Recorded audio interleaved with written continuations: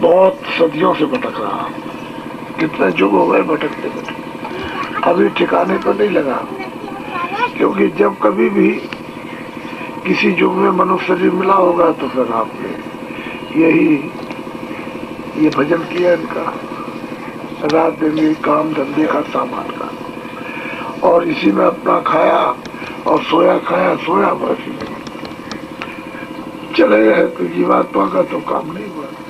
ये तो फिर चार खानों में चली गए, तो मनुष्य शरीर पे नहीं मिलता। तो मनुष्य शरीर एक ही काम के लिए दिया गया कि भगवान का भजन। लेकिन करोगे कब? जब जानकार मिलेंगे तब। जब तक ये भजन करने वाले मिलेंगे नहीं तब तक आप नहीं कर सकते। तो कोई करने वाला मिलना चाहिए, ये बताया कि इस तरह से भगवान का भजन किया जाता है। अब कारखाने में जाओगे, बताने वाला मिस्त्री नहीं मिलेगा तो क्या सीखोगे, तो क्या काम करोगे? जिससे भजन किया होगा वही करा सकता, वही बता सकता है कैसे भजन किया जाता है। पता नहीं, सुबह का भी शाम जाता है, शाम का, और उसका चिंतन करते हो, फिर उसी पर अपना विचार करते हो, तो उससे तो कुछ मिले वाला।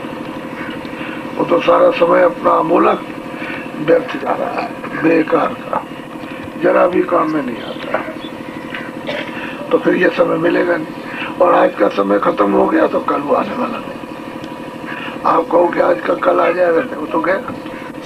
वो तो श्वासों की पूंजी है, शरीर में श्वासें मिली है, किसी को 50 लाख, किसी को 1 करोड़, किसी को 2 करोड़, किसी को 10 करोड़। तो श्वासें जल्दी जल्दी नाक से और मुंह से निकाल दीजिए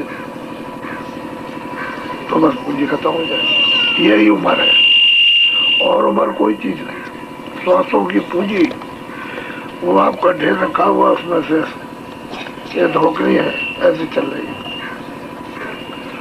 तो बस उसमें से जब ढेर में से पूंजी खत्म हुई तो मनुष्य शरीर का 1 मिनट नहीं उसके शरीर में रह सकते हो, और निकाल के बाहर कर देगा, निकल बाहर, क्योंकि वो खत्म, पूंजी खत्म हो गया बस। तो ये मनुष्य शरीर चला जाएगा। तो इस पूंजी को काम मिलेगा कि भाई संसार के शरीर रक्षा के लिए काम नहीं हो जाएगा, और हम अपनी जीवात्मा से भगवान का भजन नहीं करते। तो जीवात्मा चेतन है, वो जड़ में फंस गई। महात्मा मिलेगा तो बताएगा कि भाई जीवात्मा यहाँ पर है, और इस तरह से तुम जीवात्मा से चेतन भगवान का भजन करो, तब जाके होता। हम लोग जड़ से करते, इंद्रियों से, आंख से, कान से, हाथ से, पैर से, मन से, बुद्धि से। ये तो जड़ है, इसमें तो कोई चेतनता है नहीं। उस चेतन की वजह से हाथ पैर हिलते हैं, और चेतन निकाल दिया जाए तो कुछ नहीं। तो ये खोल है, तो खोल से हम लोग कुछ करते हैं, तो खोल से कुछ आता है। तो जो जीवात्मा चेतन है, उस चेतन से चेतन का भजन किया जाएगा, तो उससे हम लोग दूर है। तो आज सुनिए आप। दूसरा ये है कि गांव में रहते हैं भूम जोता, तो गांव में ये सबसे ज्यादा मेहनती है, 12 महीने 30 दिन मिट्टी में काम करते हैं। भूम जोतक उसी को कहते हैं जो अनाज पैदा करते हैं ये मिट्टी में, उन्हीं का नाम भूम जोतक। किसी ने काश्तकार कह दिया, किसी ने किसान कह दिया, वो भूम जोतक ही शुद्ध नाम है। ये तो पीछे से फिर इसको भी छोड़ दीजिए, कुछ और कहने लगी, लेकिन शुद्ध नाम भूम जोतक है। ये भूम जोतक बेचारे मिट्टी में काम करते हैं, और ये राष्ट्र के और सबके बड़े वफादार हैं और मजदूर हैं। तो ये बड़े दुखी हैं, आए दिन आफत आती, जाड़ा पड़ गया ज्यादा, ऊपर से ये कोयला पड़ा तो कीड़ा लग गया, तो कोई हवा चल गई तो पानी नहीं भरता, तो ये बिजली चली गई, तो टरबाइन खराब हो गई, तो उसको महीनों लग गए, पानी नहीं आ रहा। तो बिजली नहीं आएगी, पानी कैसे? तो खेत सूख गया, तो खेती के ऊपर में सब कुछ है। तो भारत की जितनी आबादी है उसका 80% तो ये लोग, ये भूम जोतक। तो ये बहुत गरीब है और इनकी सुनवाई कोई नहीं करता। हम देख रहे हैं जब से आज़ादी मिली है 48 में, तब से बराबर देख रहे हैं, सब कहते हैं गरीबी दूर हो जाएगी, गरीबी गरीबों के कभी ऐसा नहीं कि नगाड़ा नहीं बजता गरीबों के लिए, लेकिन किसी की समझ में नहीं आता है गरीब कौन है। तो यही 4 भाई है, 3 बीघा जमीन है बट गई, तो अब पूरा नहीं पड़ सकता तो जाते हैं अपना मजदूरी करते हैं। ये भी तो भूमि जोतक है, जो गांव से वहां गए मजदूरी करने, कारखाना शहर में सब भूमि जोतक है, वो भूमि जोतक है और वो मतलब यहाँ भी मजदूरी करते हो अभी, ये भूमि जोतक है और नहीं। 20% और आदमी है जो खेती नहीं करते वो लोग, तो इन पर बड़ी तकलीफ है। तो तुम लोग गांव के लोग हो, कुछ कर्जा फर्जा सरकार से लिया? कर्जा लिया ना? अच्छा, मोटी बात तो समझ सकते हो, महीन बात को छोड़ दो। जैसे भैंस का, आपने बैल का या सुअर का या आपने मतलब घोड़े का या आपने हल का, छोटा मोटा सामान को समझो पहले उसको, या नाली का, जैसे 10,000, 15,000, 20,000 आप लिख के देते हो, तो क्या करते हैं, कह लगे भाई कागज पत्तर ले आओ तहसील से, और वो सब कागज ले आओ जितनी तुम्हारी जमीन है, तो सब कागज बचा मंगा लिया और कागज लेकर के दरख्वास्त दिलाई, कहते दरख्वास्त दे दो, कितना कर्जा चाहिए तुमको? तो कर्जा मतलब है उसमें जो भी कम करना हुआ है, जो कुछ भी, तो उनकी बात है। कह लगे हम इतना थे, 15,000, 20,000 थे, तो उन्होंने कागज रख लिए और लिखा पढ़ी करा दी, और आपका कागज बंधक हो गया। अब बंधक हो गया तो फिर जब तक आप ब्याज और कर्जा नहीं दोगे तब तक ये जमीन आप बेच नहीं सकते। तो आप 10,000 या 20,000 का आप कर्जा देते हो, तो सब जमीन क्यों रखते हो? देख लो कि यहाँ का रेट क्या है गांव का, उतनी जमीन का कागज आप कागज लीजिए और उतना ही कहिए कि इतना तुम्हारा बंधक रखा गया है, इसमें से इतना टुकड़ा ये बंधक रख लिया, बाकी तुम कभी बेच सकते हो। उतना ही बंधक, तो पूरी जमीन बंधक रख ली। तो सही बात तो ये कि स्वामित्व तो खत्म हो गया, यानी जो उसका अधिकार था तो खत्म हो गया। क्यों? कि जब तक आप रुपया नहीं दोगे मैं ब्याज के, तब तक वो आप बेच लेते। और ये कारखानों में जो इतना रुपया जो देते हो, ये कारखाना लगा लीजिए, और वो सब गोल करके 100 कारखाने जिले में लगे तो 80 बंद, और सब मशीन बेच बांट करके सब वो जमीन और मकान तो छोड़ दिया। अब उससे क्या करेंगे आप? सिर पर ला देंगे उस जमीन मकान को, वो तो वैसे ही अशुद्ध हो गया। ये बेचारा, ये गरीब, ये देश का भूमि तक पकड़ा गया कि तू जो है कर्जा भी दे और ब्याज भी दे, तब तू जमीन बेच सकता है। अच्छा ये बताओ कि 20,000 लोन पास हुआ बैंक से, तो 20,000 पूरा मिल गया? एक भी आदमी तो बताओ, तो 15,000 मिला है, 14,000, तो वो जो 5-6 हजार जो रुपया नहीं मिला, तो क्या उस पर ब्याज नहीं लगता? तब तो फिर मतलब ये कि ये हथौड़ा नहीं तो क्या है, ऐसे मतलब क्या है, तमाशा चला रहे उस पर अभी से ही लगाना शुरू कर दिया, बस उसको गरीब को मार डाला। ये तो इसमें कौन सी बुरी बात है? ये भूमि जोतकों का एक अभियान बड़े जोर के साथ, अभी तुमने सुना था ये लोग गए थे यहाँ से, वहाँ नगलों के पास में हुआ, वहाँ भूम ज्योतकों का सम्मेलन हुआ शोभा यात्रा के साथ, और फिर विधिवत उसका शोभा यात्रा का पूजन, और भूम ज्योतकों के जितने भी ब्याज है कर्जे के, उस ब्याज माफी का पूजन हुआ। तो ये जितनी पार्टियां हिंदुस्तान में ये सब मिल जाए और कहेंगे हम शोभा यात्रा निकालेंगे और एक जगह सबको इकट्ठा करें, वो मार होगी कि दुकान कारखाने ये सब सड़कों पर लोग लुट जाएंगे। ऐसी मार होगी, निकाल के देख लो। ऐसा कार्यक्रम हुआ कि सब मिल जाए तब भी नहीं निकाल सकते। और वो मुसलमान, हिंदू, सिख, ईसाई सबने लेन में बैठ करके सबने शोभा यात्रा का पूजन किया और ब्याज माफी का पूजन और विधि विधान। तो झगड़ा किस बात का? मुसलमान भी है, हिंदू भी है, उसमें ब्राह्मण भी है, उसमें मतलब ये मुल्ले भी हैं, उसमें पादरी भी है, उसमें ग्रंथी भी है, सिख भी थे, सब अपना अपना पाठ कर रहे थे, अपना अपना कर। ये तो है कि ये सूरज है, तो सब मुल्कों में सब अलग अलग 100 आदमी अलग अलग मुल्कों को बैठा दिए जाए तो कहेंगे ये सूरज है, ये सूरज है, ये सूरज। अगर भाषा नहीं जानोगे एक दूसरे की तो क्या तुम्हारी समझ में आएगा? सूरज तो एक ही, नाम उसके अलग अलग। ऐसे ही मतलब है, वो भी अपना ये अपनी भाषा से प्रार्थना करते हैं। कोई मतलब है कोई उर्दू में कर रहा, कोई हिंदी में कर रहा, कोई अंग्रेजी में कर रहा है, तो कोई ग्रंथी में कर रहा, अपना लेकिन पूजा तो सब उसी कर रहा। मोटी सी बात है। अब भाई ब्याज माफी, शोभा यात्रा, पूजन तो सबका एक ही होता है। पूजन तो अच्छा ही होता है, अच्छे के लिए पूजन किया जाता है, खराब के लिए तो किया नहीं जाता। आप लोग इन बेचारे गरीबों का ब्याज माफ कर दो। ये सबसे गरीब और सबसे बड़ी संख्या है। जितनी आबादी है उसमें 80% तो ये है भूमि।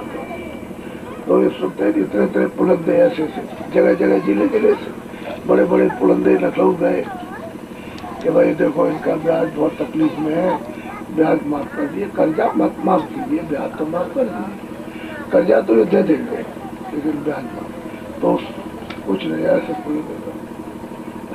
तो जब आप इन्हीं की गरीबों की बात को नहीं सुनोगे तो रात को ये कहोगे ऊपर को मुँह करना और हम सोना रात को हवाई जहाज से गिराएंगे, तो मुँह खुले रहना, सीधा गिरेगा उसी। तो क्या भला होने वाला उससे? वो तो अखबार और रेडियो गिराते हैं, सोना तो उसके मुँह में कभी गिरा। कोई कहता है कंबल बांट रहे, कोई कहता है ये कर रहे, कोई कहता है ये कर। लेकिन गाँव में पूछिए तो भाई किसी गरीब को जिसके पास रजाई नहीं है, जिसके पास नहीं, तो मतलब उसको कोई कमल अमल मिल गया, कोई नहीं कहता कमल मिल गया, कोई ये नहीं कहता हमको रजाई मिल गई, कोई कुछ। तो जब ये गरीब है बेचारे, तो इनकी बात को आप नहीं सुनते हो, कहते मैं गरीब हूँ, मैं बड़ी तकलीफ में हूँ, तो फिर और किसकी गरीबी दूर करूँगा? गरीब तो यही है, भूम ज्योतक है। तो फिर दूसरा कार्यक्रम हुआ मथुरा में 2-3 दिसंबर को भूम ज्योतक सम्मेलन। ये पहला सम्मेलन, पहला तो पूजन था, फिर सम्मेलन। अब दूसरा सम्मेलन काशी में होने जा रहा। उस गंगा रेती पर जहाँ आपने सुना था एक बड़ा विचित्र यज्ञ हो रहा 79 में, तो मैं ही था। तो 2 चीजों के लिए किया था, गन्ना और चावल के लिए, कि देवताओं को प्रसन्न करके आपको गन्ना और चावल दिलवाएंगे। और आप उस साल को देखिए कि इतना गन्ना, इतना चावल हुआ कि खेत वाले गन्ने काट नहीं सके, फेंक नहीं सके, कि काट ले जाओ, जला दो, गाय को खिला दो, भैंसों को खिलाओ, उस काट करके ले जाओ, खेत को खाली कर दो। ये हालत रही मतलब है उस समय पर। तो देवताओं को कैसे प्रसन्न किया जाता है ये उनको बताया गया था कि देखो 2 चीजों कि चावल और गन्ना, ये तो जो ज्यादा होगा, लेकिन गेहूं भी उसके साथ साथ में थोड़ा सा, तो ऐसा अनाज पैदा हुआ उतना तो आगे पीछे नहीं चल। तो कहने का मतलब ये है कि देवता भी हैं, वो जब नाराज हो जाते हैं तो आपकी मट्टी खराब कर देते हैं, तो उनको भी प्रसन्न रखना चाहिए। क्योंकि जल, पृथ्वी, अग्नि, वायु आकाश ये 5 तत्वों का शरीर, 5 देवता अलग अलग, जल देवता अलग, पृथ्वी देवता अलग, वायु देवता अलग, अग्नि देवता अलग, ये सब अलग अलग। तो अब उनको अगर नाराज कर दो तो नाराज हो जाए। तो खुश रखना चाहिए उनको, जिनका दिया हुआ ये शरीर है। तो आप उनको नाराज किए रहते हैं, तो कैसे तुम्हारा साथ देंगे? अब तुम हैरान हो, परेशान हो। तो ये काशी में होने जा रहा, 9, 10, 11 फरवरी को, जनवरी के बाद फरवरी, यानी ये आप 96, ये तो है 95, ये तो खत्म होने वाला है। अब ये है कि 2-3 दिन में खत्म हो जाएगा। 98 लग गया तो 96 में होगा फरवरी में, 9, 10, 11 क्या तारीख, ये भूम ज्योतियों का होगा। उसमें जैसे मथुरा में आपने देखा कि सर्वसम्मति से, यानी 50 लोगों, लाख लोगों के बीच में ये प्रस्ताव पास हो गया कि भूम ज्योतियों का ब्याज माफ कर दिया। तो बहुमत एक ऐसा, बहुमत है, बहुमत से क्या नहीं हो सकता। तो आप लोग जो इतनी संख्या में थे भूम ज्योतक, तो 3 के 13 हो गए, तितर-बितर हो गए, कोई इधर गया कोई इधर गया। तो अगर आप सब एक जगह इकट्ठे हो जाओ तो क्या नहीं हो सकता, ये तो कुछ नहीं। अगर तुम इकट्ठे हो जाओ तो ये कुछ नहीं, लेकिन इकट्ठा करने वाला, एक जगह बैठाने वाला भी तो कोई चाहिए। होने मिलेगा तुम वही में इकट्ठे एक जगह बैठ नहीं सकते। तो ये होने जा रहा, और ये श्री राम को काशी गंगा रेती का 79 में जैसा जंग हुआ था, उससे भी बड़ा मैदान और बराबर कई करोड़ आदमियों का मैदान है रेती का, उस पर ये होगा और श्री शिव दिखाई देंगे। इतना बड़ा भूम ज्योतियों का समय, और वहां पर प्रस्ताव फिर पास होगा। त्रिवाचा, त्रिदेवा, यानी 3 देवता, त्रिवाचा, कोई काम करे तो 3 बार करे, तो देवता तीनों प्रसन्न हो जाते हैं। अगर आप एक बार करेंगे तो खंडित रहेंगे, एक कहेगा आपने नहीं किया तो ठीक नहीं। त्रिवाचा 3 बार कहना चाहिए, कोई काम करो तो 3 बार। तो अब ये दूसरा होने जा रहा है भूम ज्योतियों का, ये बरहाज सम्मेलन उसमें। तो ये जो भूम ज्योतक है, ये अपने अपने सदस्य का, कैंडिडेट का खुद चुनाव करो, खुद चयन करो, यानी उसकी छांट करो, इनमें कौन अच्छा है तो इसमें से आप चुनो, हम थोड़ी चुनेंगे। आप बताओगे ये मेरी तरफ से है, भूम ज्योतक कहेंगे ये है मेरी तरफ से, तो मैं ये कहूँगा कि अच्छा ये मुझको दे दो आप, तो मैं उसकी खराबी निकाल दूँ और कुछ अच्छाई भर दूँ, आप हमको दे दीजिए, हम फिर वो आपको दे देंगे, आप उसको। फिर इसके बाद में आप अपनी बुद्धि का दान दो उसको, जो आपका है वो उसको, हमारा नहीं, हम नहीं, कोई। तो वो क्या करेगा कि हिंदुस्तान के जितने भी भूम ज्योतक हैं, ट्रैक्टर से लेकर के और 100 रुपए के कर्जे तक का ब्याज वो तुम्हारा भूम ज्योतक माफ कर देगा। कौन माफ करेगा? भूम ज्योतक। तो ये भूम ज्योतक का सदस्य होगा, यानी जिसका चयन करोगे वो जो MLA MP बनेगा वो भूम ज्योतक का। वो इधर उधर से कहीं नहीं करके दे दिया, वो तुम उसको करो चयन और हमको दे दो, हम उसको ठीक कर दें, शुद्ध कर दें, उसके खराबी निकाले, अच्छा ही। और ये काम है, ये छात्रों का काम है, ये भूम ज्योतियों का काम है, ये कर्मचारियत का जो काम है, इसे साहूकारों उसको ठीक कर दे, उसको अभी करना नहीं समझते हो तो उसको ठीक बना दे और आपको देना कि ये ठीक है। अगर उसमें कुछ कमजोरी रहेगी तो उनसे कहा जाएगा कि ये ठीक नहीं है, अभी इसमें कमजोरी है, दूसरा दे दो, तो उसको ठीक कर दे। वैसे ज्यादातर तो 99% ठीक हो जाएंगे, लेकिन एक आध पागल रहते तो उनसे कहते हैं इसको ले लो, दूसरा दे दो।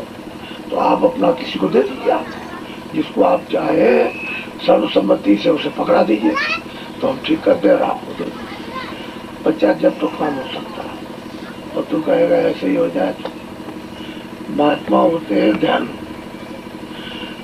वो सबके हितों को देखते हैं। तो ये ब्याज माफी का ऐलान हो गया है कि भूमि जोतकों का ब्याज माफ कर दिया जाएगा।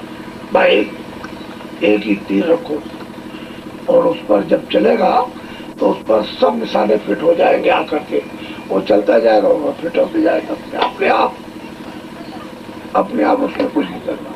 विश्वामित्र वहां से भेजते थे तीर और यहाँ गिरता था उनके तरकस में, क्योंकि वो इस तरह का जोग था, इस तरह की गणित थी कि यहाँ से फेंका तो मतलब ये है कि वो बस वहां जा करके गिरा ले दे करके, और फिर उन्होंने निकाला और छोड़ दिया। इसी तरह से तीर है, उसमें सब निशाने फेंके, तो जैसा जैसा आगे बढ़ता जाएगा वैसे सट सट सट इधर से सब आकर के जुड़ जाएंगे, तो इसमें सबका भला हो जाएगा, बचेगा इसमें कोई नहीं। अब वो क्यों बताए दुनियाभर की बात है, तो इनका ब्याज भूमि जोतकों का माफ कर दिया जाएगा। अब उसमें मान लो कि यहाँ कोई नहीं आता है, तो इसके माने ये थोड़ी है कि वो झोपड़ी में रहता है जंगल में छूट जाएगा। एक तरफ से जितने भी हिंदुस्तान में भूमि जोतक है उनके कर्जे का ब्याज माफ कर दिया जाए। क्या समझे? अरे बात समझ रहे हो? तो हमको तो कुछ लेना नहीं, हम तो आपसे कुछ मांगने आए नहीं कि भाई हमको कुछ दे दीजिए। तो अभी 2 बजे ये कार्यक्रम होगा, उसमें सब लोगों से कह चलो भाई सुन तो लो कम से कम, और फिर अमूलक चीज दी जाएगी। ये तो सब कुछ करा बता देंगे आपको, सब समझा देंगे, वो तो ठीक ही है, लेकिन जो अमूलक आत्म कल्याण, इसलिए मनुष्य शरीर मिला, इस जीवात्मा को मत ले जाओ गड्ढे में, नहीं तो रोएगी चिल्लाएगी। जब मनुष्य शरीर में तुम्हारी कोई नहीं सुनता तो पशु में, पंछी में, जानवर यदि कीड़ों में कौन सुनेगा? अगर नरकों में डाल दिया तो वह कौन सुनने जाता वहां? तो कहने का मतलब यह है कि अभी तो अवसर, अभी मौका है, और फिर हाथ से निकल गया तो मनुष्य शरीर में तुम्हारी तकलीफ, तुम्हारी पीड़ा को कोई नहीं सुनता, और वहां कौन सुनेगा? भाषा कौन सुनेगा? कौन समझेगा भाषा? अरे आदमी पशु की भाषा समझ लेगा, पहले पशु की भाषा समझते थे लेकिन अब नहीं समझ सकते। तो जैसे पशु को तकलीफ है आपको तकलीफ, क्योंकि वही जीवात्मा उसमें है, इसमें से निकाल के उसमें बंद कर दी, वो कारागार है, उसमें सजा दे दी, अब भोग भोगेगा। और तुम्हारा जो कारागार है वो कर्म करने का, उसका भोगने का तुम्हारा कर्म कर, इसमें से निकाल के उसमें बंद, और इसको उठा करके जला दिया, गाड़ दिया। अच्छा बताओ कि जब आप जाने लगोगे इस किराए के मकान को छोड़कर कुछ ले जाओगे? तुम बेकार बेकार फंसे पड़े हुए। अरे काम करो, खेती है, दुकान है, उसको मना नहीं करते, और घर में ले आओ, इसको अनाज भी दो, रोटी दो, आप दवा दो, कपड़े दो, मकान में रहो, वो तो शरीर की रक्षा करो। लेकिन इसमें जो जीवात्मा बैठी है इससे थोड़ी मेहनत कर लो।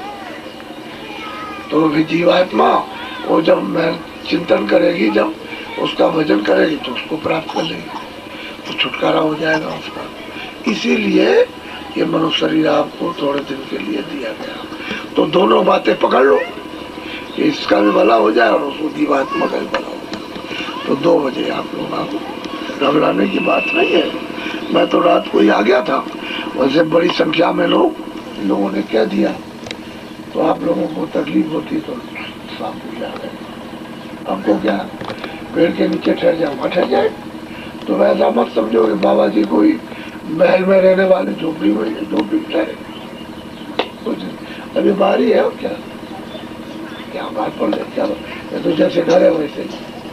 अभी रात को नींद आती है तो बादशाह भी सोता है, और गरीबी बेचारा जमीन पे लेट गया तो वो भी सो गया।